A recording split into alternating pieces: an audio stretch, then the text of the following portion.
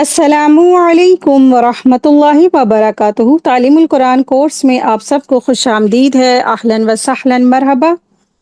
آج کا ہمارا لیسن ہے سورہ الانعام، آیت 130 سے آیت 144 تک۔ نحمدہ و نصلی علی رسولہ الکریم، اما بعد فاعوذ باللہ من الشیطان الرجیم، بسم اللہ الرحمن الرحیم۔ رب اشرح لی صدری ویسر لی امری واحلل عقدۃ من لسانی یفقہوا قولی، ربی زدنا علما، ربی یسر ولا تعسر وتمم بالخیر وبک نستعین، آمین یا رب العالمین۔ آیت دیکھیں، آیت نمبر ہے 130۔ اللہ تبارک تعالیٰ ارشاد فرما رہے ہیں، اے جنات اور انسان کے گروہ، کیا تمہارے پاس تم ہی میں سے رسول نہیں آئے تھے جو تم پر میری آیات بیان کرتے تھے اور تمہیں اس دن کی ملاقات سے ڈراتے تھے؟ تو وہ کہیں گے، ہاں، ہم نے خود اپنے خلاف گواہی دی اور دنیا کی زندگی نے انہیں دھوکے میں ڈال رکھا تھا، اور انہوں نے خود اپنے اوپر گواہی دی کہ بے شک وہ کافر تھے۔ تو یہاں پر قیامت کے دن کا نقشہ کھینچا گیا ہے۔ اللہ تبارک تعالیٰ قیامت کے دن بہت سے انسانوں اور جناتوں سے فرمائیں گے، کیا تمہارے پاس تم ہی میں سے رسول نہیں آئے تھے جو تمہیں ہماری آیات پڑھ کر سناتے تھے اور تمہیں قیامت کے دن کی پکڑ سے ڈراتے تھے؟ تو وہ لوگ کہیں گے، ہاں آئے تھے، مگر ہم نے ان کی بات نہیں مانی۔ یوں اس طرح وہ خود اپنے خلاف گواہی دے دیں گے، کیونکہ دنیا کی زندگی نے انہیں دھوکے میں ڈال رکھا تھا۔ انہوں نے سمجھ لیا تھا کہ یہ زندگی بس ہمیشہ رہنے والی ہے۔ حضرت عبداللہ ابن عباس رضی اللہ تعالیٰ عنہ فرماتے ہیں، رسول منکم سے یہ نہ سمجھا جائے کہ جنات میں سے بھی رسول آئے تھے، بلکہ اس کا مطلب یہ ہے کہ انسانوں میں سے جو رسول آئے وہی اپنے علاقے کے جنات کے لیے بھی رسول تھے۔ ہاں، جنات میں کچھ نذیر ہوتے ہیں، یعنی ڈرانے والے ہوتے ہیں، جو اپنی قوم کو بات پہنچانے کا کام کرتے ہیں، یعنی تبلیغ کا کام کرتے ہیں۔ وہ رسولوں سے بات سنتے ہیں اور پھر رسولوں سے بات اپنی قوم تک پہنچاتے ہیں، جیسے قرآن مجید میں سورۃ جن میں آیا ہے، جب واقعہ نخلا میں جنوں کی ایک جماعت نے رسول اللہ صلی اللہ علیہ وسلم کا قرآن سنا اور پیغام سنا اور ایمان لائے، پھر انہوں نے اپنے قوم کو جا کر خبردار کیا۔ اس طرح سے ان کے اندر بھی ایک تبلیغ کرنے والا، اس طرح سے پیغام پہنچانے والا نذیر ہوتا ہے۔ لیکن جتنے بھی رسول آئے وہ سارے کے سارے انسانوں میں سے تھے۔ جنوں کا نبی ہونا ثابت نہیں ہے۔ علماء سلف اور جو جتنے بھی علماء کی اکثریت ہے، ان کا یہی قول ہے کہ کسی جن کو رسول نہیں بنایا گیا ہے۔ ہاں، ان میں سے بہت سارے لوگ ایسے پیدا ہوئے ہیں جو لوگوں کو ڈرانے والے تھے، جنوں کو بھی ایک دوسرے کو ڈرانے والے، خبردار کرنے والے تھے، جیسے ہمارے اندر ہوتا ہے نا کہ دین کے داعی ہوتے ہیں، پیغام پہنچانے والے ہوتے ہیں، اسی طرح سے جناتوں میں بھی، یعنی وہ اپنی قوم کو خبردار کرنے والے تھے۔ تو یہ لوگ انسانوں کی طرف آنے والے رسول پر ایمان لا کر اپنی قوم تک پیغام پہنچاتے تھے۔ اس کی دلیل سورۃ جن میں ہمیں ملتی ہے۔ وغرتہم الحیات الدنیا، اور دنیا کی زندگی نے انہیں دھوکے میں ڈال رکھا ہے۔ آج اگر یہ انسان اور جنات جس طرح انکار کرتے ہیں اور ان کے اندر جرات سے وہ انکار کرنے کی ایک طرح سے وہ سرکشی دیکھی جاتی ہے، تو اس کی اصل وجہ صرف اور صرف یہ ہے کہ وہ دنیا کی ظاہری چمک دمک نے انہیں دھوکے میں ڈال رکھا ہے۔ کیونکہ دنیا کا نظام امتحان چل رہا ہے، نہ کہ فوراً یہاں پہ لوگوں کو سزا جزا مل جائے، اس لیے وہ سمجھے بیٹھے ہیں کہ ہمارا اب کوئی حساب کتاب ہے ہی نہیں، اور جو رسول یہ کہتے ہیں، جو نبی کہتے ہیں، وہ تو بس کیا ہے، صرف نعوذ باللہ ایسی ہی بس باتیں ہیں۔ لیکن جب قیامت قائم ہوگی، جب وہ اپنی آنکھوں سے دیکھ لیں گے، تو پھر وہ خود بے بس ہو جائیں گے اور خود اپنے گناہوں کا اقرار کریں گے، اپنے خلاف گواہی دیں گے، اور پھر اپنے خلاف بھی گواہی دیں، اور ہو سکتا ہے ان کے ہاتھ پیر، ہے نا، اعضائے جسم ان کا خود بولنے لگ جائے کہ ہاں اللہ، اس شخص نے یا اس جن نے آپ کے رسول کا انکار کیا تھا اس طریقے سے۔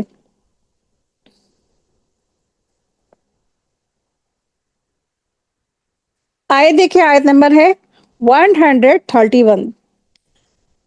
یہ اس لیے کہ بے شک تیرا رب کبھی بستیوں کو ہلاک کرنے والا نہیں ہے جبکہ اس کے رہنے والے بے خبر ہوں۔ یعنی اللہ تبارک تعالیٰ کی یہ سنت نہیں ہے کہ اگر کوئی ایسی بستی ہو وہاں پہ کوئی خبردار کرنے والا نہیں آیا اور وہ لوگ جہالت میں جی رہی ہوں، جہالت میں ان کی زندگی کٹ رہی ہو، بس اللہ تعالیٰ فوراً ان کے پاس عذاب بھیجے اور ان کو ہلاک کر دے۔ نہیں، اللہ تعالیٰ کی ایسی سنت نہیں ہے۔ اللہ تعالیٰ کی سنت تو یہ ہے کہ اللہ تعالیٰ نے ہر بستی، ہر قوم کی طرف ایک ڈرانے والا بھیجا، خبردار کرنے والا بھیجا، ہوشیار کر دینے والا بھیجا، رسول بھیجا، پیغام پہنچانے والا بھیجا۔ پھر لوگوں نے کیا کیا؟ رسولوں کا انکار کیا، رسولوں کی بات نہیں مانی۔ جب رسولوں کا انکار کیا، رسولوں کی بات نہیں مانی، تب اس کے بعد اللہ تبارک تعالیٰ نے ایسے ظالم لوگوں کو پھر ہلاک کیا ہے، ہلاک کر کے ان کو نیست نابود کر دیا۔ ان کو کیونکہ اختیار اور ان کو آزادی دی گئی تھی کہ وہ ایمان لاتے ہیں یا نہیں لاتے ہیں، توحید کو اپناتے ہیں یا نہیں اپناتے ہیں۔ اس کے بعد جب انہوں نے کھلم کھلا انکار کیا، اس کے بعد اللہ تبارک تعالیٰ غافل قوموں کو ہلاک کر دیتے ہیں۔ تو اللہ تعالیٰ کی یہ سنت ہے کہ رسولوں کے ذریعے پیغام پہنچایا جاتا ہے، اس کے بعد جب لوگ انکار کرتے ہیں تب ان کو ہلاک کیا جاتا ہے۔ ہمارے سامنے مثالیں موجود ہیں نا، ہمارے سامنے قوم عاد، قوم سمود، قوم لوط، کتنی ساری قومیں تھیں، ان کے پاس ان کے رسول آتے رہے آتے رہے آتے رہے، پھر بھی کیا انہوں نے کیا کیا؟ انکار، ضد، ہٹ دھرمی اور انکار۔ آیت دیکھیں، آیت نمبر 132 ہے۔ اللہ تبارک تعالیٰ ارشاد فرما رہے ہیں،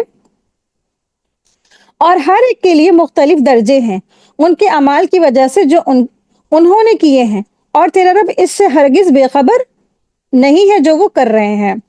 یعنی ہر شخص جو اللہ تعالیٰ کی اطاعت یا نافرمانی کے مطابق عمل کرتا ہے، اس کے عمل کے مطابق اس کے درجات ہیں جن تک اللہ تعالیٰ اسے پہنچا دے گا۔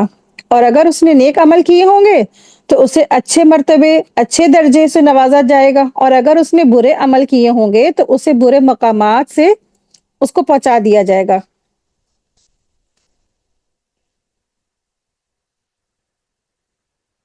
وَلِكُلِّ دَرَجَاتٍ مِّمَّا عَمِلُوا، یعنی ہر ایک کے مختلف درجے ہیں، ثواب والوں کے مختلف درجات ہیں اور عذاب والوں کے مختلف درجات ہیں۔ جس نے جیسا عمل کیا اس کو اپنے عمل کے اعتبار سے جزا اور سزا ملنے والی ہے۔ آپ دیکھیں کہ اللہ تبارک تعالیٰ نے یہاں درجے رکھے نا، یہاں درجے ہیں، اور ہمارا اور آپ کا کیا درجہ ہمیں نہیں معلوم نا۔ تو آپ دیکھیں کہ کتنی بڑی اس میں چیز غور فکر کرنے والی ہے کہ ہر ایک کے درجے اس کے عمل کے مطابق ہوں گے، اور ہم کس درجے پہ ہیں، کس مقام پر ہیں، اللہ کی نگاہ میں ہمارا کیا درجہ ہے ہمیں نہیں معلوم۔ لیکن کتنی فکر کی بات ہے، اور اس لیے کہ ہمیں کرنا کیا چاہیے، عمل کے لیے ہمیں دوڑ لگانا چاہیے، فاستبقوا الخیرات کرنا چاہیے، زیادہ سے زیادہ نیکیاں کمانے کی ہمیں فکر ہونی چاہیے، اور نیکیوں کے مواقع سے ہمیں فائدہ اٹھانا چاہیے۔ جب انسان کوئی بھی اچھا کام کرتا ہے تو دراصل اپنے ساتھ احسان کر رہا ہوتا ہے۔ ہمیں نیکیوں میں سبقت کرنا، دوڑ لگانا، اور کوئی بھی موقع ہمیں اس سے اپنے ہاتھ سے جانے نہیں دینا چاہیے، کیونکہ آخرت میں کیا ہے، سب کو اپنے اپنے کمائی کے حساب سے اس کو درجے ملیں گے، لیول ملیں گے۔ آیت دیکھیں، آیت نمبر 133 ہے۔ اللہ تبارک تعالیٰ ارشاد فرما رہے ہیں، اور تیرا رب ہی ہر طرح بے پرواہ ہے، کمال رحمت والا ہے، اور اگر وہ چاہے تو تمہیں لے جائے اور تمہارے بعد جانشین بنا دے جسے چاہے، جس طرح اس نے تمہیں کچھ اور لوگوں کے اولاد سے پیدا کیا ہے۔ اللہ تبارک تعالیٰ یہاں ارشاد فرما رہے ہیں، وَرَبُّكَ الْغَنِيُّ ذُو الرَّحْمَةِ، اور تیرا رب ہی ہر طرح بے پرواہ کمال رحمت والا ہے۔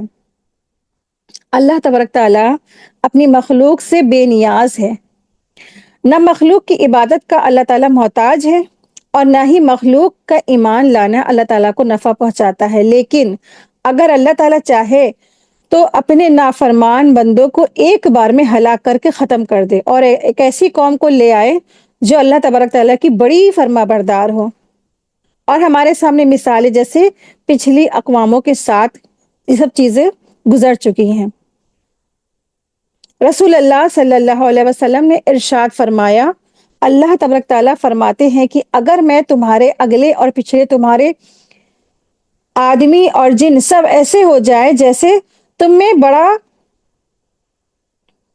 تم میں سب سے بڑا پرہیزگار شخص ہو تو اسے میری سلطنت میں سے کچھ اضافہ نہیں ہوگا، اور اگر تمہارے اگلے پچھلے تمہارے آدمی اور جن سب ایسے ہو جائے جیسے تم میں سب سے بڑا بدکار شخص ہو تو اس سے میری سلطنت میں سے بھی کچھ کم نہیں ہونے والا ہے۔ یہ مسلم کی حدیث ہے۔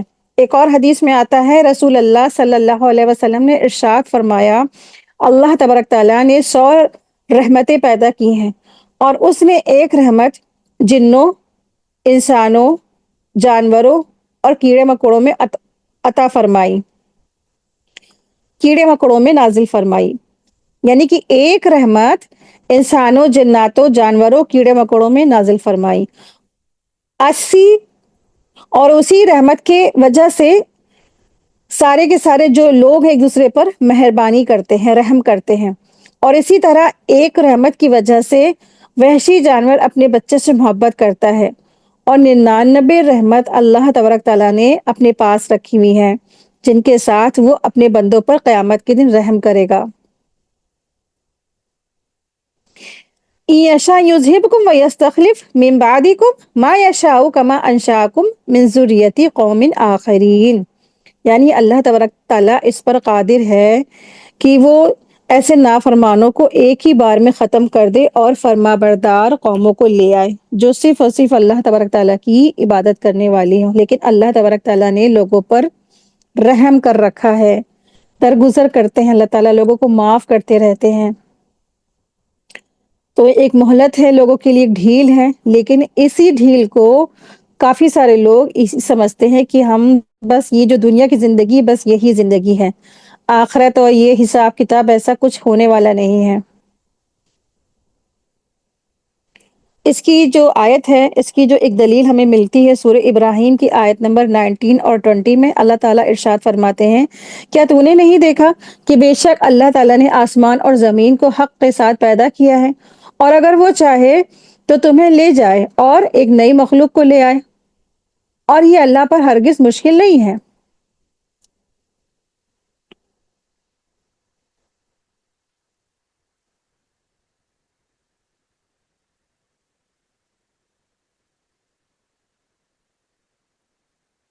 آیت 134، اللہ تبارک تعالیٰ ارشاد فرماتے ہیں، انما توعدون لآت وما انتم بمعجزین۔ بے شک وہ چیز جس کا تم سے وعدہ کیا جا رہا ہے ضرور آنے والی ہے، اور تم کسی صورت عاجز کرنے والے نہیں ہو۔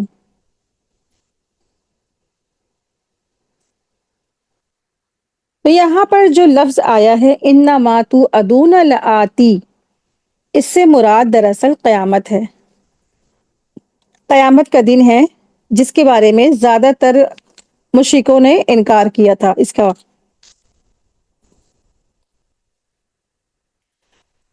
یعنی قیامت اور حساب اور کتاب، عذاب اور ثواب، اور جنت اور دوزخ کی جو خبریں لوگوں تک پہنچتی رہی ہیں اور ان کو بتایا جاتا رہا ہے کہ مومنین کا یہ بدلہ ہے اور کافروں کا یہ سزا ہے اور یہ سب کچھ ہونے والا ہے، تو یہ ایک طرح سے وعدہ تھا، انما توعدون لآتی، یعنی کہ یہ ایک طرح سے وعدہ تھا، اس سے مراد یعنی کہ قیامت کا دن ہے۔ لیکن اکثریت نے اس دن کو جھٹلایا اور انکار کیا۔ انہوں نے کیا کہا کہ ہم کیسے ہو سکتا ہے کہ آخرت میں یعنی قیامت کے دن اٹھا کے کھڑے کر دیے جائیں، جو زندگی ہماری بس دنیا کی زندگی ہے اور آخرت کچھ نہیں ہے نا۔ اس طرح سے بہت سارے لوگوں نے آخرت کا انکار کیا ہے۔ آج بہت سارے لوگ جب پڑھ لکھ جاتے ہیں تو وہ بھی آخرت کا اور جنت کا، ان سب چیزوں کا انکار کرتے ہیں، جن کو ایتھسٹ کہتے ہیں، اور بہت بڑی تعداد میں یہ پیدا ہو رہے ہیں، کیونکہ آج دیکھیں کتنی ترقیاں ہو گئی ہیں، کتنی زیادہ دن دگنی رات چوگنی سائنس لوگ پڑھ رہے ہیں۔ ٹھیک ہے سائنس پڑھیں، سائنس تو مطلب تبھی آپ کے لیے ہدایت بن سکتی ہے نا جب آپ سائنس پڑھ کے اللہ تعالیٰ کے آگے سر تسلیم خم کر لیں، ایسی سائنس بھی کس کام کی سائنس جس کو پڑھنے سے انسان اللہ تعالیٰ کا ہی انکار کر دے۔ آیت 135 ہے۔ اللہ تبارک تعالیٰ ارشاد فرما رہے ہیں، کہہ دیجئے اے میری قوم، تم اپنی جگہ پر عمل کرتے رہو اور میں بھی عمل کرنے والا ہوں، پھر تم جلد جان لوگے کہ آخر اس دنیا اور آخرت کا اچھا گھر انجام کس کے لیے ہوتا ہے۔ بے شک حقیقت یہ ہے کہ ظالم لوگ کامیاب نہیں ہوتے ہیں۔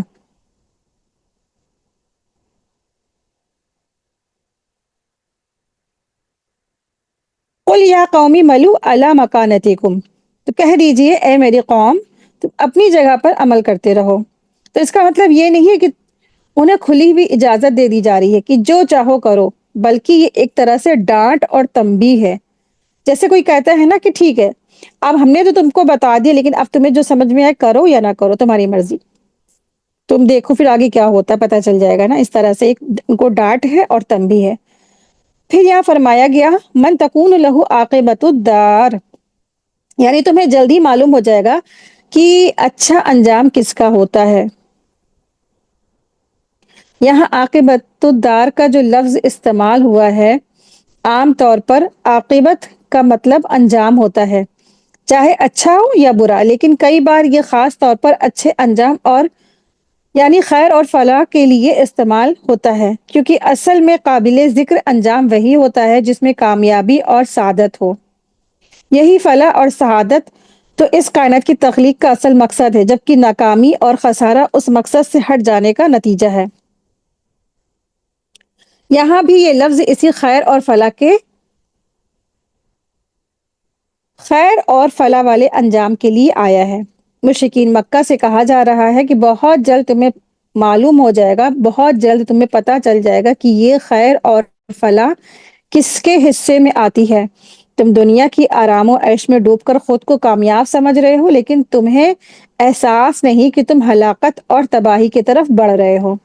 اور جو مسلمان تمہاری تکلیفوں کی وجہ سے کمزور نظر آ رہے ہیں، تم نہیں جانتے کہ ان کے سامنے ایک روشن مستقبل ہے جو ان کا انتظار کر رہا ہے۔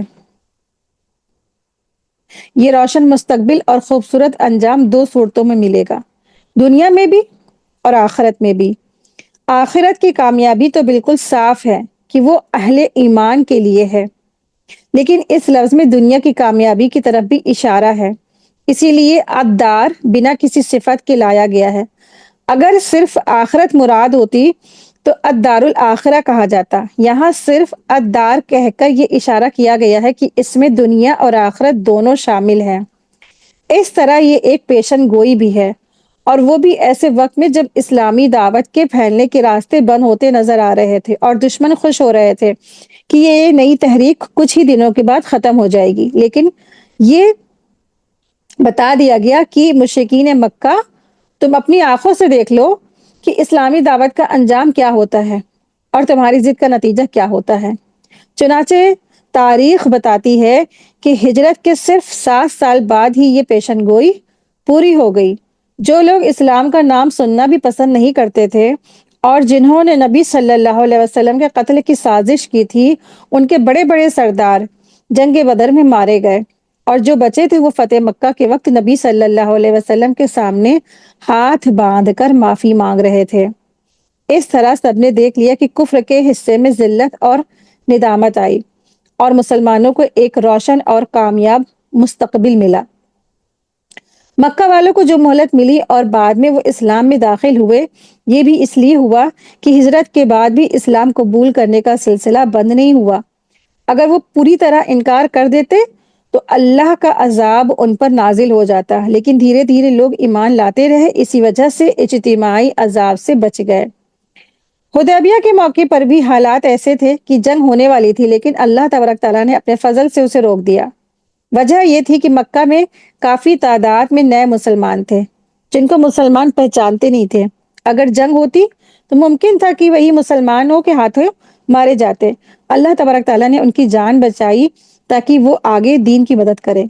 اس کے بعد ہم دیکھتے ہیں کہ کچھ ہی سمے میں بہت سے لوگ اسلام میں داخل ہوئے۔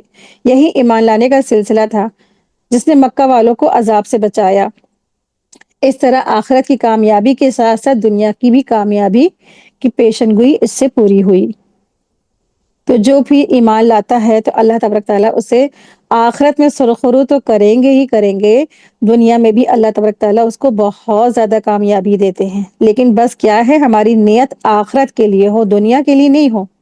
ہم کوئی بھی اچھائی کریں، کوئی بھی نیکی کریں، ہم آخرت کو سامنے رکھ کر کریں، اور پھر یہ اللہ تعالیٰ کا فضل ہے کہ اللہ تعالیٰ جھولی میں دنیا بھی ڈال دیتے ہیں۔ انہ لا یفلح الظالمون، بے شک حقیقت یہی ہے کہ ظالم کبھی کامیاب نہیں ہوتے ہیں، یعنی یہ بات بالکل پکی اور یقینی ہے کہ ظلم کا انجام ہمیشہ ناکامی ہی ہوتا ہے۔ اس میں ایک اصول بتایا گیا ہے کہ اللہ کا یہ قانون ہے کہ ظالم کبھی کامیاب نہیں ہوتے ہیں۔ اگر وہ بظاہر کامیاب دکھتے ہیں تو یا تو وہ اصلی کامیابی نہیں ہوتی ہے، یا پھر ایسا وقت ہوتا ہے کہ جب مظلوم لوگ اللہ کے بتائے ہوئے طریقے سے مقابلہ نہیں کرتے ہیں، تب کچھ وقت کے لیے ظالموں کو کھلی چھوٹ مل جاتی ہے، لیکن آخر کار ان کا انجام برا ہی ہوتا ہے۔ یہاں پہ جو لفظ آیا ظالم، ظالم سے مراد کیا ہے؟ قرآن میں بتایا گیا ہے کہ سب سے بڑا ظلم شرک ہے۔ پوری کائنات اللہ کے قانون کے تحت چل رہی ہے، سورج، چاند، ستارے سب اسی کے حکم سے چل رہے ہیں۔ اگر کوئی چیز اپنے راستے سے ہٹ جائے تو وہ تباہ ہو جاتی ہے۔ اسی طرح انسان کو بھی ایک ہی شریعت دی گئی ہے، اسی کی پیروی میں اس کی کامیابی ہے۔ اگر انسان اس راستے پر چلے گا تو کامیاب ہوگا، اور اگر اس سے وہ ہٹ جائے گا تو وہ تباہ ہو جائے گا، برباد ہو جائے گا۔ اسی کو کفر اور شرک کہا گیا ہے۔ آج امت مسلمہ کی حالت بھی بالکل اسی طرح سے ہے، اور اسی طرح کیا بالکل ان کے اندر خرابی پیدا ہو گئی ہے۔ اللہ کے دین کو پوری طرح لاگو نہیں کر رہے ہیں، کہیں ہم اسے مانتے ہیں اور کہیں کچھ لوگ اس کو نہیں مانتے ہیں، اور کہیں صرف مسجدوں تک اسے مانتے ہیں اور پھر باہر دوسری چیزوں کو وہ اپناتے ہیں۔ یہی اصل وجہ ہے ظلم کی۔ اسی کے بارے میں کہا گیا ہے ظالم کبھی کامیاب نہیں ہوتے ہیں، کیونکہ آج کے جو مسلمان ہیں نا وہ دوغلے ہو گئے ہیں، دوغلے یعنی منافق قسم کے مسلمان ہیں، یعنی کہ وہ سوچتے ہیں کہ ہمارا دین بھی نقصان نہ ہو اور ہماری دنیا بھی نقصان نہ ہو۔ نمازیں پڑھے جائیں گے، روزے رکھے جائیں گے، عمرے پہ عمرے کیے جائیں گے، لیکن اللہ کی شریعت کو نافذ نہیں کرتے ہیں۔ جاننے کے بعد، معلوم ہونے کے بعد بھی دنیا ان کی نہیں چھٹتی ہے، دنیا کی جو محفلیں ہیں ان کی نہیں چھٹتی ہیں، دنیا کی جو چیزیں، لغزشیں اور چکا چون، یہ کتنی زیادہ خوبصورت جو دنیا ہے اس میں پھنس کے وہ گناہ پہ گناہ کرتے چلے جاتے ہیں۔ اس طرح سے یہ بھی ایسے ہی لوگوں میں شامل ہیں۔ آیت دیکھیں، آیت نمبر 136 ہے۔ اللہ تبارک تعالیٰ ارشاد فرما رہے ہیں، اور جن چیزوں کو اللہ نے پیدا کیا، کھیتی اور مویشی، ان میں سے ان لوگوں نے اللہ کے علاوہ دوسروں کا بھی حصہ طے کر لیا، پھر اپنے غلط خیالات سے کہتے ہیں یہ حصہ اللہ کا ہے اور یہ ہمارے شریکوں کا ہے۔ پھر جو حصہ ان کے شریکوں کا ہوتا تو وہ تو اللہ تعالیٰ تک نہیں پہنچتا تھا، لیکن جو حصہ اللہ کا ہوتا تھا وہ ان کے شریکوں تک پہنچ جاتا تھا۔ کتنا برا فیصلہ کرتے تھے یہ لوگ۔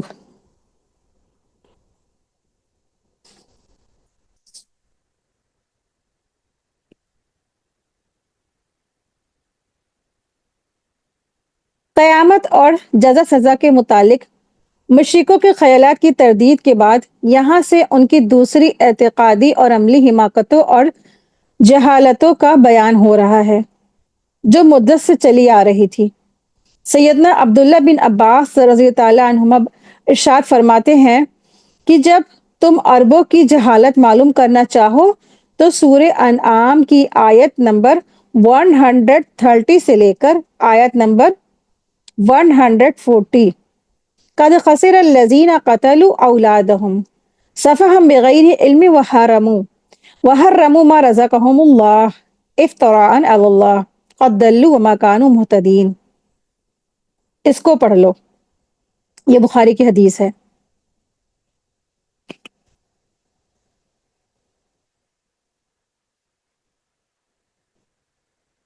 دراصل اس آیت میں مشرکین کی پہلی گمراہی اور جہالت کا بیان ہو رہا ہے کہ وہ اپنی کھیتی اور جانوروں کی نسل میں سے جو نیاز اور خیرات نکالتے تھے اس کے وہ دو حصے لگاتے تھے، ایک حصہ اللہ تعالیٰ کے لیے اور دوسرا حصہ اپنے بتوں کے لیے، دوسرا حصہ اپنے بتوں اور کاہنوں کے لیے۔ ہلاکت اور قدرتی آفات کے وجہ سے اگر بتوں اور کاہنوں کا حصہ کم پڑ جاتا تھا تو وہ اللہ کے حصے میں سے لے کر اس میں ڈال دیتے تھے اور کہتے تھے اللہ تعالیٰ تو غنی ہے، اس کو زیادہ مال کی کیا ضرورت ہے۔ اور اگر اللہ تعالیٰ کا حصہ کم پڑ جاتا تھا تو اس میں سے بتوں کے حصوں میں سے کچھ نہ ڈالتے تھے۔ یہ اس طرح ہے جیسے آج کل کچھ مسلمان ہے نا، تو وہ کہتے ہیں کہ بس ہمیں زکوٰۃ فرض اگر ہمارے پر ہے تو نہیں، ہم زکوٰۃ تو ہم سے نہیں ادا ہوگی، ہمارے پاس یہ عذر ہے، یہ بہانے، لیکن ہاں جب ان کو اپنے منتیں مرادیں ماننی ہوتی ہے، بیغیں چڑھانی ہوتی ہیں اپنے پیر مزاروں اور درگاہوں پر، تو اس میں کوئی ان کی کمی نہیں ہوتی، ان کے پاس تو پیسے ہی پیسے آ جاتے ہیں نا، سیم اسی طریقے سے۔ تو یہاں پر اس طرح سے یہ مشرکین جو تھے اس طرح سے برے عمل کیا کرتے تھے، اسی کے بارے میں یہاں پہ تذکرہ ہے۔ ایک تو سب سے پہلی چیز کہ وہ اللہ کے دیے ہوئے مال میں سے غیر اللہ کو شریک ٹھہراتے تھے، اور پھر دوسری ان کی جو یہاں پہ جو ذاتی ہے اس کے بارے میں فرمایا جا رہا ہے۔ پہلی ان کی ذاتی یہ تھی وَجَعَلُوا لِلَّهِ مَا ذَرَعَ مِنَ الْحَرْثِ وَالْأَنْعَامِ نَصِيبًا، اور جن چیزوں کو اللہ نے پیدا کیا، کھیتی اور مویشی، ان میں سے ان لوگوں نے ایک حصہ طے کر لیا۔ سب سے بڑی جو انسان کے لیے ہلاکت ہے، تباہی ہے کہ انہوں نے غیر اللہ کو شریک ٹھہرا لیا اللہ تعالیٰ کے ساتھ۔ مشرک لوگ جب صدقہ اور خیرات کرتے تھے تو اللہ تعالیٰ کا حصہ الگ کرتے تھے اور اپنے بتوں کا الگ کرتے تھے، انہوں نے شرک کیا۔ دوسرا کیا تھا؟ فَقَالُوا هَٰذَا لِلَّهِ بِزَعْمِهِمْ وَهَٰذَا لِشُرَكَائِنَا، پھر کہتے تھے اپنے غلط خیالات و گمان سے کہ یہ حصہ اللہ کا ہے اور یہ ہمارے شریکوں کا ہے۔ مشرکوں کا پہلا جرم یہ تھا کہ وہ مانتے تھے کہ کھیتی اور جانوروں کا خالق اور مالک اللہ ہے، صرف اللہ ہے، پھر بھی انہوں نے دوسرے کو اس میں شریک ٹھہرا لیا۔ دوسرا ظلم ان کا یہ تھا کہ انہوں نے اپنی طرف سے دین کے قانون بنا لیے تھے۔ ان کا یہ غلط عقیدہ تھا کہ اللہ کا حصہ اس لیے دیتے ہیں کیونکہ وہی پیدا کرنے والا ہے، اور دوسرے جو معبود ہے جیسے ان کے بنائے ہوئے خود ساختہ دیوی دیوتا وغیرہ، تو ان کا حصہ اس لیے دیتے تھے کیونکہ ان کے خیالات میں نعمتیں انہی کی مہربانی سے ملتی ہیں، ٹھیک ہے، تو اس لیے وہ اللہ کا حصہ نکالتے تھے اور اس لیے وہ اپنے غیر اللہ کا بھی حصہ نکالتے تھے، یعنی وہ انہیں نفع اور نقصان کا مالک سمجھتے تھے، اور یہی اصل شرک تھا۔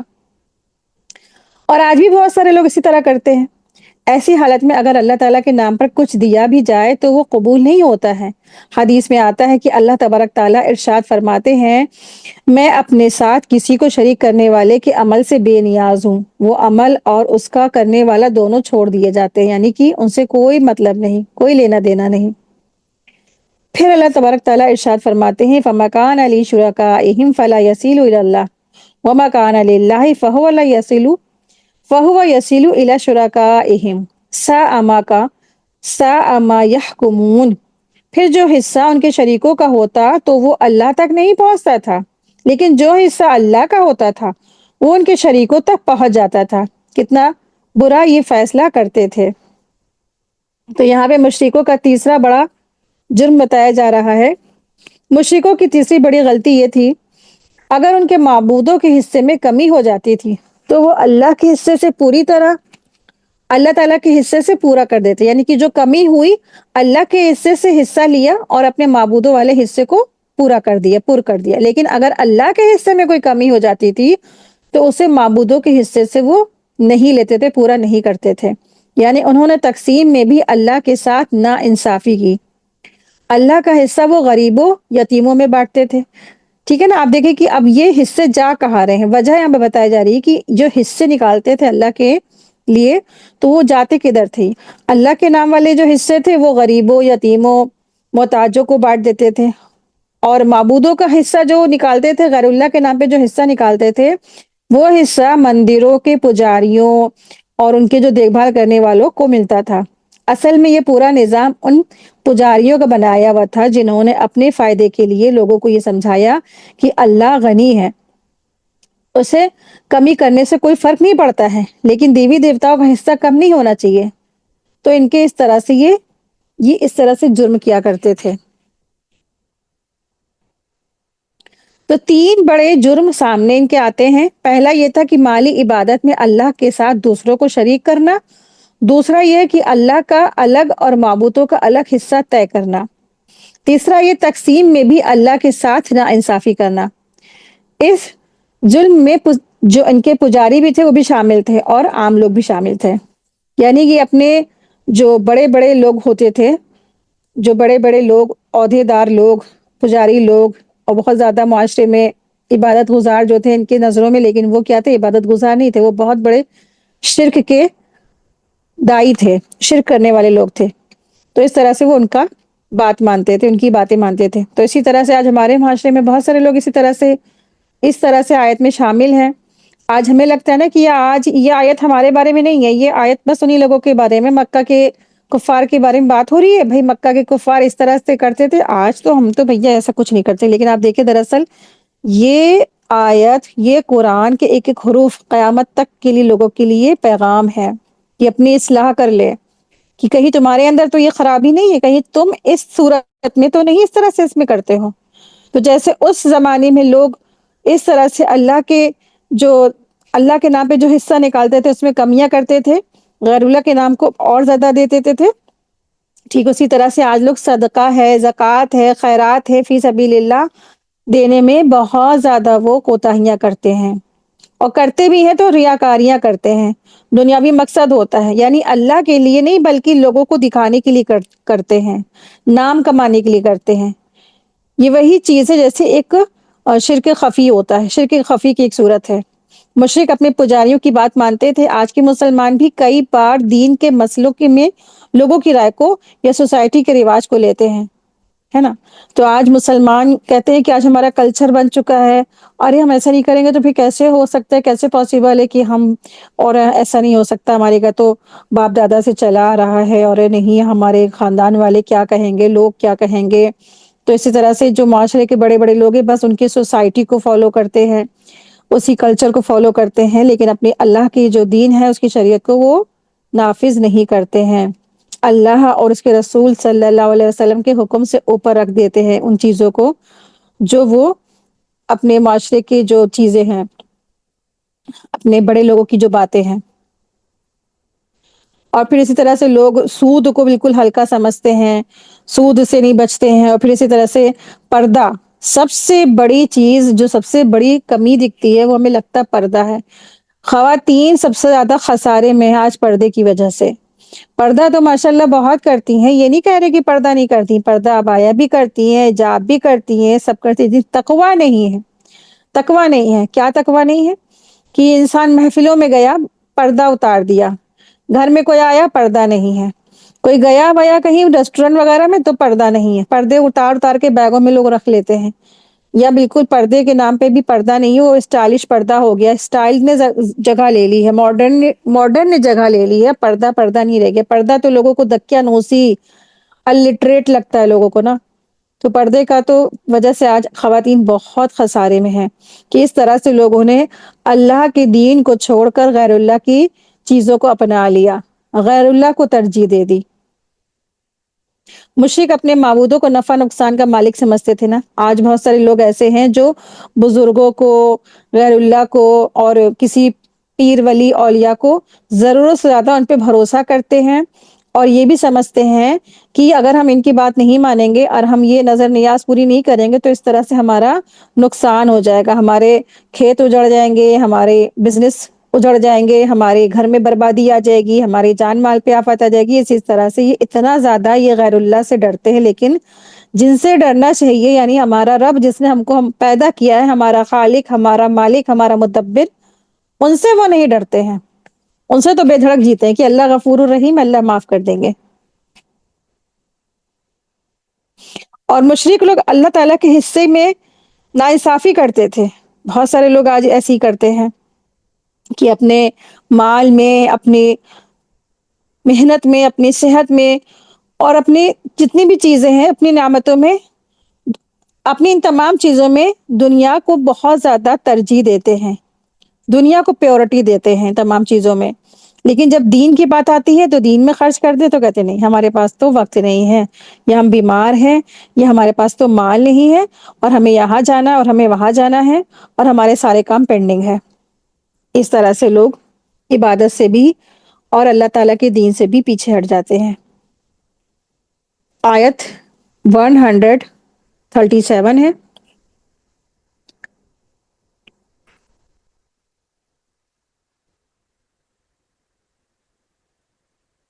اللہ تبارک تعالیٰ ارشاد فرما رہے ہیں، اور اسی طرح بہت سے مشرکوں کے لیے اپنی اولاد کو مار ڈالنا ان کے شریکوں نے خوشنما بنا دیا تھا تاکہ وہ انہیں ہلاک کر دے، اور تاکہ وہ ان پر ان کا دین خلط ملط کر دے، اور اگر اللہ تعالیٰ چاہتا تو وہ ایسا نہ کرتے۔ بس چھوڑے انہیں اور جو کچھ وہ جھوٹ کر رہے ہیں، جو کچھ وہ جھوٹ باندھے ہوئے ہیں۔ یہاں پر ان کی دوسری جہالت اور گمراہی کا بیان ہے۔ اللہ تبارک تعالیٰ نے فرمایا کہ شیطانوں نے جس طرح ان کے لیے اس بات کو اچھا کر دکھایا تھا نا کہ اللہ تعالیٰ ہی کی پیدا کردہ چیز ہے، اور کھیتیاں ہیں اور چوپائے ہیں، اور ان سب میں اللہ تعالیٰ کا بھی ایک حصہ مقرر کیا، اور اپنے بتوں کا بھی انہوں نے حصہ مقرر کیا۔ اسی طرح شیطان نے اس بات کو بھی ان کے لیے مزین کر دیا، خوشنما کر کے دکھایا کہ بھوک کے خوف سے اولاد کو قتل کر دو، ذلت کی وجہ سے، ذلت کے خوف کی وجہ سے اپنی بچیوں کو زندہ دفن کر دو۔ اسی طرح شیطان نے مشرکین کو شرک اور قتل اولاد کا مرتکب بنا ڈالا، ہلاکت کی طرف ڈھکیل دیا، اور باطل چیزوں کی طرف ان کو ڈھکیل ڈالا۔ وہ باطل کو ترجیح دیتے ہیں اور اس دین کے حق کی پیروی نہیں کرتے ہیں۔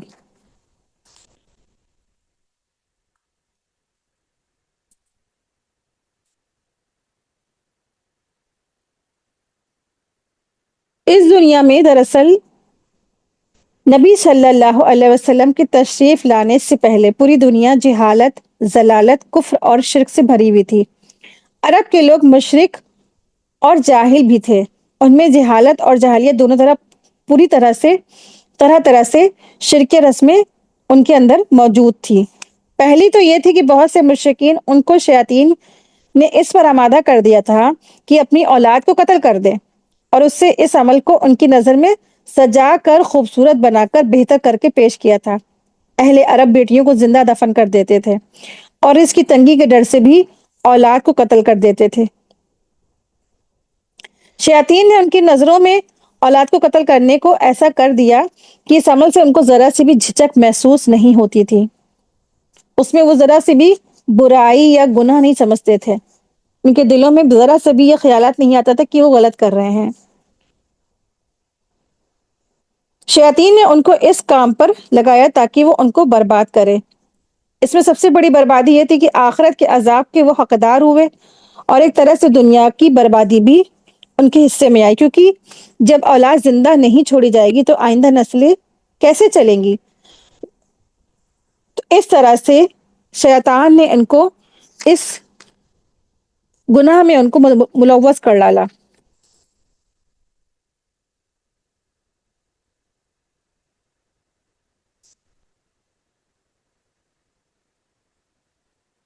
آپ دیکھیں کہ بہت سارے لوگ اولادیں قتل کرتے ہیں، اور آپ دیکھیں کہ جب بھی کوئی چیز بنتی ہے، کوئی بڑا سا کام ہوتا ہے، کوئی چیز کا تعمیر ہوتی ہے تو بلیاں دیتے ہیں، بلی دیتے ہیں۔ تو کچھ لوگ اپنی بیٹیوں کو ہی بلی دے دیتے تھے۔ اس زمانے میں بھی لوگ بیٹی پیدا ہوتی تھی زندہ دفن کر دیتے تھے کہ بیٹی ہو گئی۔ اور پھر کچھ لوگ آج بھی اس دور میں بھی ایسے ہیں کہ بس ایک دو بچے ہوئے بس وہی صحیح، اس کے بعد جو بھی بچے ہونے بس اس کو کیا کرنا ہے، ابورٹ کرا دیتے ہیں۔ تو آج کی صورت جو ہے قتل اولاد کی صورت ہے کہ بچوں کو ابورٹ کرانا۔ تو انسان کو بہت ضرورت ہے کہ اس سے وہ بچے، مفلسی کے ڈر سے، پڑھائی کے ڈر سے، کھلانے کے ڈر سے اپنی اولادوں کو اس طرح سے قتل نہ کریں، نہیں تو یہ کیا ہے، کبیرہ گناہ میں سے ہے۔ آیت 138 ہے۔ اور وہ کہتے تھے کہ یہ چوپائے اور کھیتی ممنوع ہے، انہیں وہی لوگ کھائیں گے جنہیں ہم چاہیں گے، ان کے اپنے خیال کے مطابق۔ اور جو کچھ چوپائے ایسے ہیں جن کی پیٹھیں حرام کر دی گئی ہیں، اور کچھ چوپائے ایسے ہیں جن پر وہ اللہ کا نام نہیں لیتے، اللہ پر جھوٹ باندھتے ہوئے، جلد ہی اللہ تعالیٰ ان کے جھوٹ کا بدلہ دے گا۔ یہاں پر جو لفظ آیا ہجر، ہجر کا مطلب ہے ممنوع یعنی روکا ہوا۔ یہاں مشرکوں کی جاہلیت کی 3 اور شکلیں بیان کی گئی۔ پہلی جاہلیت کہ مشرک لوگ کہتے تھے کہ یہ کچھ جانور اور کھیتی خاص ہے، انہیں ہر کوئی استعمال نہیں کر سکتا، بلکہ صرف وہی لوگ کھا سکتے ہیں جنہیں وہ اجازت دے۔ اصل میں یہ اجازت بت خانے کے پجاریوں، مجاوروں اور خادموں کو کی دی جاتی تھی، یعنی اللہ کی دی ہوئی نعمتوں پر انہوں نے اپنے جھوٹے قانون بنا لیے تھے۔ وَأَنْعَامٌ حُرِّمَتْ ظُهُورُهَا، ان کی یہ دوسری جاہلیت تھی۔ کچھ جانوروں کو وہ اپنے بتوں کے نام پر چھوڑ دیتے تھے، پھر ان جانوروں پر سواری نہیں کرتے تھے، بوجھ نہیں لاتے تھے، جیسے بحیرہ صاحبہ اور حام وغیرہ، یعنی اللہ کی حلال چیزوں کو اپنی طرف سے وہ حرام بنا لیتے تھے۔ وَأَنْعَامٌ حُرِّمَتْ ظُهُورُهَا وَأَنْعَامٌ لَا يَذْكُرُونَ اسْمَ اللَّهِ عَلَيْهَا، یہ تیسری جاہلیت تھی۔ کچھ جانوروں کو وہ اپنے بت خانوں کے لیے خاص رکھتے تھے، جب انہیں ذبح کرتے یا ان پر سوار ہوتے تو اللہ کا نام نہیں لیتے تھے، بلکہ صرف اپنے بتوں کا نام لیتے تھے، یہاں تک کہ ان جانوروں پر حج کے لیے بھی نہیں جاتے تھے تاکہ کوئی اور انہیں استعمال نہ کر سکے۔ اللہ پر جھوٹ باندھنا، یعنی کہ یہ سارے قانون انہوں نے خود بنائے ہوئے تھے، لیکن لوگوں کو کہتے تھے یہ اللہ کا حکم ہے۔ اسی لیے اللہ تبارک تعالیٰ نے فرمایا افتراء علیہ، اللہ تعالیٰ پر جھوٹ باندھتے ہوئے۔ انجام، اللہ تعالیٰ نے فرمایا سَيَجْزِيهِمْ بِمَا كَانُوا يَفْتَرُونَ، جلد ہی اللہ تعالیٰ انہیں ان کے جھوٹ کا بدلہ دے گا، یعنی جو لوگ اللہ کے نام پر جھوٹے دین، جھوٹے قانون بناتے ہیں، انہیں آخرت میں سخت سزا ملے گی۔ آیت 139 ہے۔ اللہ تبارک تعالیٰ ارشاد فرما رہے ہیں، اور وہ کہتے تھے کہ جو کچھ ان چوپایوں کے پیٹ میں ہے وہ صرف ہمارے مردوں کے لیے خاص ہے اور ہماری بیویوں پر حرام ہے، اور اگر وہ مرا ہوا ہو تو سب اس میں شریک ہے۔ جلد ہی اللہ تعالیٰ انہیں ان کی باتوں کا بدلہ دے گا، بے شک وہ بڑی حکمت والا ہے اور سب کچھ جاننے والا ہے۔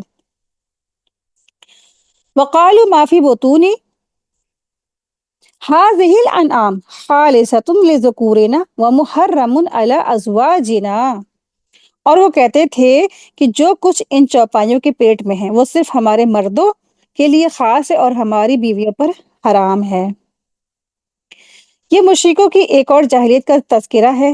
جو جانور وہ اپنے بتوں کے نام پر چھوڑ دیتے تھے، ان کے بارے میں عجیب عجیب قانون بنا لیتے تھے۔ وہ کہتے تھے ان جانوروں کا دودھ اور ان کے پیٹ سے ہونے والا بچہ صرف ہمارے مردوں کے لیے حلال ہے اور ہماری عورتوں پر حرام ہے۔ اگر بچہ زندہ ہو، اگر جانور کے پیٹ سے بچہ زندہ نکلتا تو اسے صرف مرد کھاتے تھے، عورتوں کو اس سے روک دیا جاتا تھا، لیکن اگر بچہ مرا ہوا ہوتا تو پھر مرد اور عورت سب اس میں برابر کے شریک ہوتے تھے، یعنی کہ سب لوگ کھاتے تھے، یعنی اپنی خواہش اور رسموں کے حساب سے کبھی حلال اور کبھی حرام کا فیصلہ اپنے من سے کر لیتے تھے، حالانکہ اللہ تبارک تعالیٰ نے ایسا کوئی حکم نہیں دیا تھا۔ اللہ فرماتے ہیں سَيَجْزِيهِمْ وَصْفَهُمْ، جلد ہی اللہ تعالیٰ انہیں ان بات کا بدلہ دے گا، یعنی جو لوگ اپنی طرف سے جھوٹے قانون بنا کر انہیں دین بتاتے ہیں، اللہ تبارک تعالیٰ انہیں اس کی سزا ضرور دے گا۔ اِنَّهُ حَكِيمٌ علیم، بے شک اللہ تبارک تعالیٰ بڑی حکمت والے ہیں اور ہر چیز کو جاننے والے ہیں۔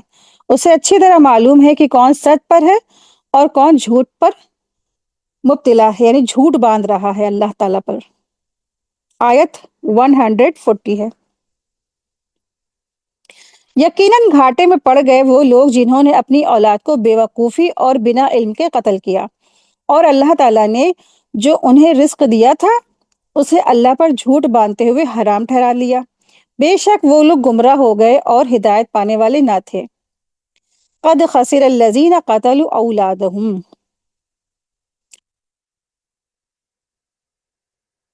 اللہ تبارک تعالیٰ فرما رہے ہیں کہ جن لوگوں نے یہ کام کیے انہوں نے دنیا اور آخرت دونوں میں بڑا ہی نقصان اٹھایا، بڑا ہی گھاٹا اٹھایا۔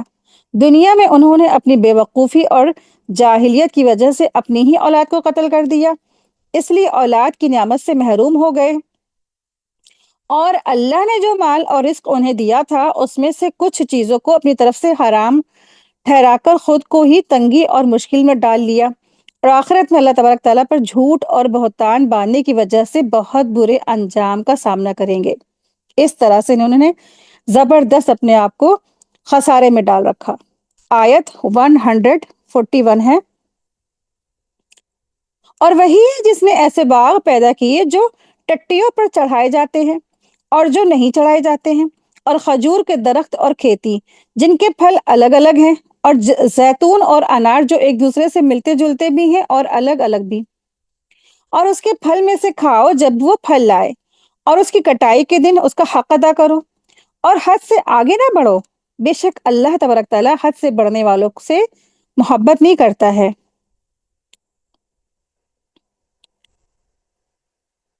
وَهُوَ الَّذِي أَنشَأَ جَنَّاتٍ مَعْرُوشَاتٍ، یہاں پر جو لفظ آیا ہے معروشات، معروشات کا روٹ ورڈ ہے عین رو شین، جس کا مطلب ہوتا ہے اونچا کرنا اور چڑھانا۔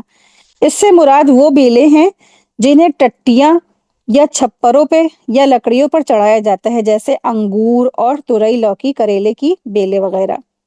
غیر معروشات، یہاں پر جو لفظ آیا ہے تو اس سے مراد وہ بیلیں ہیں جو زمین پر پھیلتی ہیں، جیسے خربوزہ، تربوز، اسی طرح درخت کھجور اور کھیتی وغیرہ، جن کے ذائقے ایک دوسرے سے الگ ہوتے ہیں، اور زیتون اور انار ان سب کو پیدا کرنے والے اللہ تبارک تعالیٰ ہے۔ صرف اور صرف اللہ تبارک تعالیٰ کی ذات ہے جو ان تمام چیزوں کو پیدا کرتی ہے۔ متشابہ وغیرہ متشابہ، یعنی کچھ درخت، پتے اور پھل دیکھنے میں ایک جیسے لگتے ہیں، لیکن ان کے ذائقے، رنگ، خوشبو، فائدے اور اثر الگ الگ ہوتے ہیں۔ جیسے زیتون اور انار کے درخت یا دوسرے درخت دیکھنے میں تو ملتے جلتے ہوتے ہیں، مگر ان کے پھل، ذائقے اور خوبیاں الگ الگ ہوتی ہیں۔ جیسے نیمبو اور سنترا دیکھنے میں ایک جیسے لگتے ہیں، لیکن ان کے پھل، ان کے مطلب ذائقہ، کلر، سب کچھ الگ ہوتا ہے، اور بناوٹ ایک جیسی ہوتی ہے۔ موسمبی ہے یا سنترا آپ دیکھ لیں، اس طرح سے ذائقے الگ، خوشبو الگ، سب کچھ الگ۔ تو یہ سب اللہ تبارک تعالیٰ کی قدرت کی نشانیاں ہیں کہ ایک ہی زمین، ایک ہی پانی اور ایک ہی موسم کے باوجود پھل اور پودوں میں اتنا فرق پیدا فرما دیتے ہیں۔ وَآتُوا حَقَّهُ يَوْمَ حَصَادِهِ، یعنی جب کھیتی کاٹ لو اور پھل توڑ لو تو اس کا حق ادا کرو۔ کچھ علماء کے نزدیک یہاں حق سے مراد نفلی صدقہ ہے، اور کچھ کے نزدیک اس سے مراد عشر ہے، یعنی اگر کھیتی بارش کے پانی سے سینچی گئی ہو تو اس کا 10واں، اور کنویں، ٹیوب ویل یا نہر سے پانی سے سینچائی کی گئی تو اس کا 20واں حصہ دینا ہے۔ ٹھیک ہے، یعنی کھیتی اگر بارش کے پانی سے سینچی گئی ہو تو اس کا 10واں حصہ، اور اگر کنویں، ٹیوب ویل یا نہر کے پانی سے سینچی گئی ہو تو اس کا 20واں حصہ۔ وَلَا تُسْرِفُوا، یعنی حد سے آگے نہ بڑھو۔ کچھ علماء نے کہا ہے کہ صدقہ اور خیرات میں اتنی زیادتی نہ کرو کہ بعد میں خود محتاج ہو جاؤ، اور کچھ نے کہا ہے کہ یہ حکم حکمرانوں کے لیے ہے کہ زکوٰۃ اور صدقات وصول کرنے میں زیادتی نہ کریں۔ امام ابن کثیر رحمۃ اللہ علیہ فرماتے ہیں کہ آیت کے سیاق اور حساب سے زیادہ صحیح مطلب یہ ہے کہ کھانے پینے میں اسراف نہ کرو، کیونکہ بہت زیادہ کھانا جسم اور عقل دونوں کے لیے نقصان دہ ہے۔ قرآن میں دوسری جگہ بھی اللہ تبارک تعالیٰ نے کھانے پینے میں اسراف سے منع فرمایا ہے۔ اس سے معلوم ہوا کہ ہر چیز میں اعتدال اور میانہ روی ضروری ہے۔ اِنَّهُ لَا يُحِبُّ الْمُسْرِفِينَ، اللہ تبارک تعالیٰ کسی بھی چیز میں اسراف کرنے والوں کو پسند نہیں کرتا، چاہے کھانے میں ہو، چاہے خرچ میں ہو، چاہے صدقہ دینے میں ہو یا کسی اور کام میں، ہر کام میں اعتدال اور میانہ روی اللہ تبارک تعالیٰ کو پسند ہے۔ آیت 142 ہے، اور مویشیوں میں سے کچھ بڑے قد اور کچھ چھوٹے قد کے پیدا کیے، جو کچھ اللہ نے تمہیں دیا ہے اس میں سے کھاؤ، اور شیطان کے قدم بقدم مت چلو، بے شک وہ تمہارا خلا و دشمن ہے۔ حمولتاً، حمولتاً و فرشا، تو اس سے یہاں پر جو لفظ آیا ہے حمولہ، تو حمولہ سے مراد وہ جانور ہیں جو بوجھ اٹھانے کے کام آتے ہیں، جیسے اونٹ، بیل، گدھا اور خچر وغیرہ۔ فرشا، فرشا سے مراد چھوٹے جانور ہیں جو زمین میں لگے ہوئے ہوں، جیسے بکری، بھیڑ جن کا دودھ پیا جاتا ہے اور گوشت کھایا جاتا ہے۔ کلو مما رزقکم اللہ، یعنی پھلوں، کھیتیوں اور چوپاؤں میں سے کھاؤ۔ یہ ساری نعمتیں اللہ تبارک تعالیٰ نے پیدا کی ہیں اور انہیں انسانوں کی غذا اور فائدے کے لیے بنایا گیا ہے۔ وَلَا تَتَّبِعُوا خُطُوَاتِ الشَّيْطَانِ، یعنی شیطان کے راستے پر مت چلو۔ جس طرح مشرک لوگ شیطان کے پیچھے لگ گئے اور اللہ کی حلال کی ہوئی چیز کو اپنے اوپر حرام کر لی، اسی طرح کسی حلال چیز کو حرام یا حرام چیز کو حلال ٹھہرانا شیطان کی پیروی کرنا ہے۔ انہ لکم عدو مبین، بے شک شیطان انسان کا کھلا ہوا دشمن ہے۔ وہ ہمیشہ انسان کو گمراہ کرنے کے لیے اللہ کی نافرمانی کے کاموں میں ڈالتا ہے اور حلال حرام کے معاملے میں بہکانے کی پوری کوشش کرتا رہتا ہے۔ آیت 143 ہے۔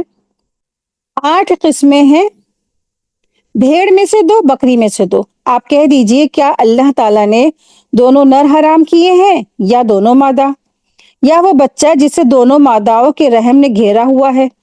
اگر تم سچے ہو تو کسی علم کے ساتھ بتاؤ۔ یہ اسلام سے پہلے عربوں کی جاہلیت کا بیان ہے کہ انہوں نے چوپایوں کو حرام ٹھہرا کر انہیں بحیرہ، صاحبہ، وسیلہ اور حام جیسی الگ الگ قسموں میں بانٹ دیا تھا۔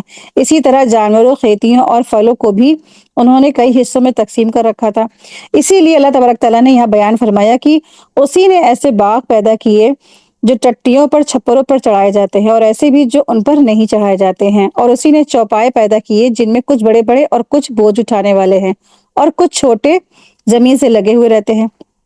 پھر اللہ تبارک تعالیٰ نے فرمایا اسی نے بھیڑوں اور بکریوں میں نر اور مادہ کو الگ الگ رنگوں میں پیدا کیا، اسی طرح اونٹوں اور گایوں کے نر اور مادہ بھی اسی نے پیدا کیے، اور اللہ تعالیٰ نے ان جانوروں میں سے کسی کو بھی حرام نہیں کیا، نہ ان کی اولاد میں سے کسی کو، بلکہ ان سب کو انسانوں کے کھانے کے لیے، سواری کے لیے، بوجھ اٹھانے کے لیے، دودھ کے لیے اور دوسرے فائدوں کے لیے پیدا کیا گیا ہے۔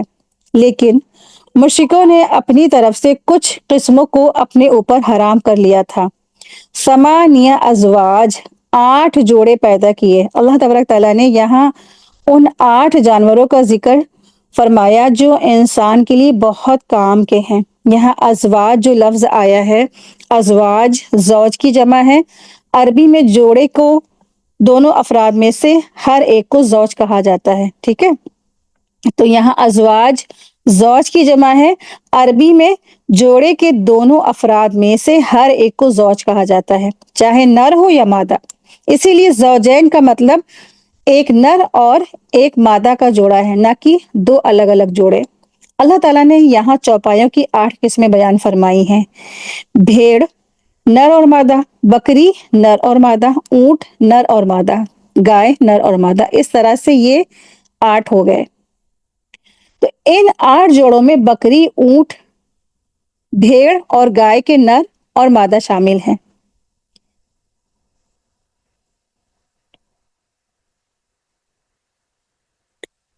من الضأن اثنین ومن المعز اثنین، بھیڑ میں سے 2 اور بکری میں سے 2۔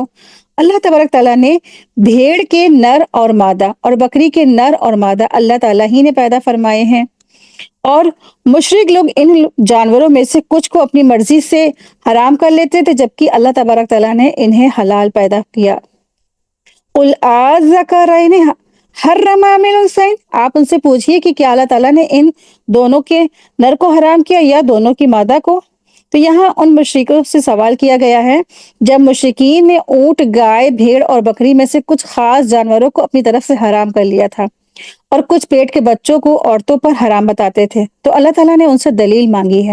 اللہ تعالیٰ فرما رہے ہیں اگر حرام ہونا کی وجہ نر ہونا ہے تو پھر باقی نر جانور کیوں کھاتے ہو، اور اگر وجہ مادہ ہونا ہے تو باقی مادہ جانور کیوں حلال سمجھتے ہو، اور اگر پیٹ کا بچہ حرام ہے تو پھر دوسرے جانوروں کے پیٹ کے بچے کیوں کھاتے ہو؟ یعنی ان کے پاس کوئی صحیح دلیل نہیں تھی، نہ عقل کی دلیل اور نہ ہی اللہ تعالیٰ کی طرف سے کوئی حکم۔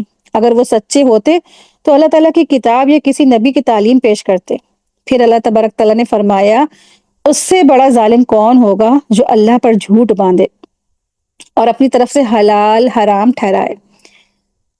اللہ کے رسول صلی اللہ علیہ وسلم نے ارشاد فرمایا، میں نے عمرو بن لوہی کو جہنم میں اپنی آتے گھسیٹتے ہوئے دیکھا۔